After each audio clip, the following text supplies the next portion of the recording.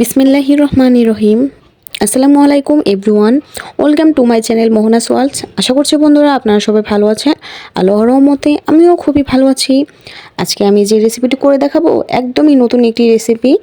আর এই রেসিপি দিয়ে অনেকগুলো করে ভাত খাওয়া যায়, গরম গরম ভাতের সাথে কিন্তু এই রেসিপিটা অনেক মজা লাগে। ফ্রিজে মাছ মাংস কোনো কিছু না থাকলে আমিও কিন্তু এভাবে আলু আর ডিম দিয়ে কিন্তু এই রান্নাটা তৈরি করে ফেলি।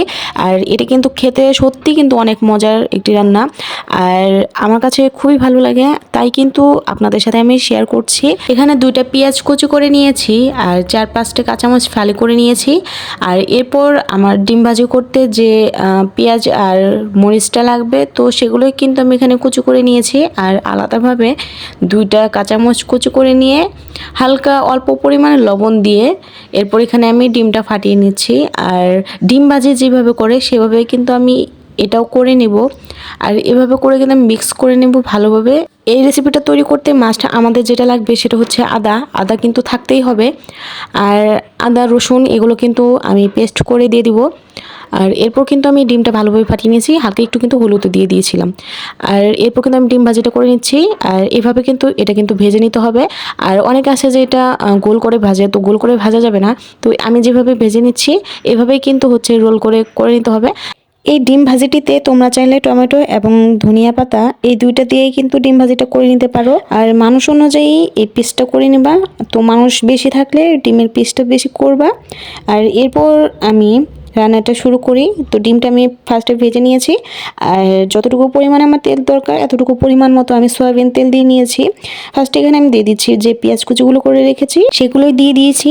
আর এরপর আমি পেঁয়াজটা ভেজে নিচ্ছি। পেঁয়াজটা ভেজে নেওয়ার সাথে সাথে আমি যে আলুগুলো কেটে রেখেছি সেগুলো কিন্তু আমি এরপর দিয়ে দিয়েছি। আর আলুর পিসগুলো তোমরা আর একটু চাইলে ছোটো করে নিতে পারো। আর আলুর পিসগুলো ছোটো করলে কিন্তু তাড়াতাড়ি সিদ্ধ হয়ে যাবে। এরপর কিন্তু এখানে আমি পরিমাণ মতো হলুদ দিয়ে দিয়েছি। হলুদ দিয়ে দেওয়ার পর আমি অল্প একটু সময় ঢেকে দিয়েছিলাম। এরপর আমি দিয়ে দিচ্ছি একে একে সব মশলাগুলো নিয়ে নিয়েছি। স্বাদ মতো লবণ, হাফ চা চামচ আদা পেস্ট, হাফ চা চামচ রসুন পেস্ট, হাফ চা চামচ শুকনো মরিচের গুঁড়ো, হাফ চা চামচ ধনিয়া গুঁড়ো, আর স্বাদ মতো লবণ, হাফ চা চামচ হলুদের গুঁড়ো।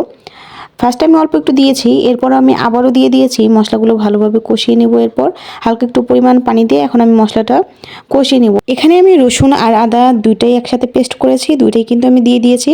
আর আমি কিন্তু ফার্স্ট বলেইছি যে মাস্ট হচ্ছে আদাটা কিন্তু দিতেই হবে। আর সাথে ধনিয়া পাতা কিন্তু দিতে হবে, লাস্টে আমি কিন্তু ধনিয়া পাতাটা দিয়ে দিব।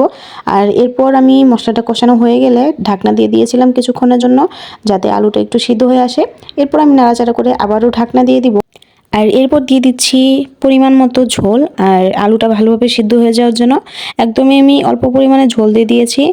আর এই রেসিপিটা একটু কালারফুল করতে চাইলে এখানে তোমরা শুকনো মরিচের গুঁড়োটা একটু কমিয়ে দিবে, তাতে হচ্ছে কালারটা দেখতে কম হবে। আর কাঁচামরিচটা দিলে ঝালটাও হয়ে যাবে। তো এরপর কিন্তু আমি সিদ্ধ হওয়ার জন্য পরিমাণ মতো পানি দিয়ে ঢাকনা দিয়ে দিয়েছিলাম।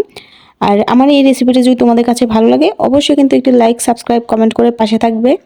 এরপর দিয়ে দিচ্ছি যে ডিম ভাজিগুলো আমি করে রেখেছি সেগুলোই কিন্তু দিয়ে দিয়েছি। আর পিসটা চিকন চিকন করলে কিন্তু হচ্ছে দেখতে কিন্তু বেশ ভালো লাগে। তো আমরা মানুষ যেহেতু কম সে কারণে কিন্তু 3টা পিস দিয়ে দিয়েছি। আমার ভিডিওর কোনো অংশ যদি বন্ধুরা তোমাদের কাছে যদি ভালো লাগে অবশ্যই কিন্তু আমার নতুন বন্ধু হয়ে চ্যানেলটি সাবস্ক্রাইব করে দিবে। আর তোমাদের একটি লাইক, কমেন্ট, সাবস্ক্রাইব এগুলো কিন্তু আমাকে নতুন ভিডিও বানানোর জন্য খুবই উৎসাহিত করবে। আশা করছি ভিডিওটি অনেক বেশি ভালো লাগবে আর সবার অনেক কাজে আসবে। আর নেক্সট ভিডিও পাওয়ার জন্য নোটিফিকেশন অন করে দেবে, যাতে খুব তাড়াতাড়ি আমার ভিডিওটা তোমাদের কাছে পৌঁছে যায়। একটা কথা বলতেই ভুলে গিয়েছি, আমি যে কাঁচামরিচগুলো ফালি করে রেখেছিলাম সেগুলো কিন্তু আমি দিয়ে দিয়েছি সবগুলোই। আর এরপর দিয়ে দিচ্ছি ধনিয়া পাতাগুলো। আমার রেসিপিটা কিন্তু প্রায় হয়ে এসেছে। আর এই রেসিপিটা খেতে কিন্তু খুবই দারুণ মজা হয়েছিল। আর গরম ভাতের সাথে কিন্তু খুবই খুবই মজা লাগে খেতে। তো এরপর কিন্তু আমার আলুগুলো ভালোভাবে সিদ্ধ হয়ে গেছে। আর এরপর আমি দিয়ে দিচ্ছি কিছু জিরের গুঁড়ো আর হচ্ছে একটু গরম মশলার গুঁড়ো। তো এগুলো দিয়ে কিন্তু আমি এখন গরম গরম ভাতের সাথে খেয়ে নিব। আর একটা পাত্রে কিন্তু আমি নামিয়ে নিয়েছি, দেখতে কিন্তু খুবই অসাধারণ লাগতেছিল। আজকে তাহলে আমার ভিডিওটি এখানে শেষ করছি বন্ধুরা, ভালো থাকবে, আল্লাহ হাফেজ।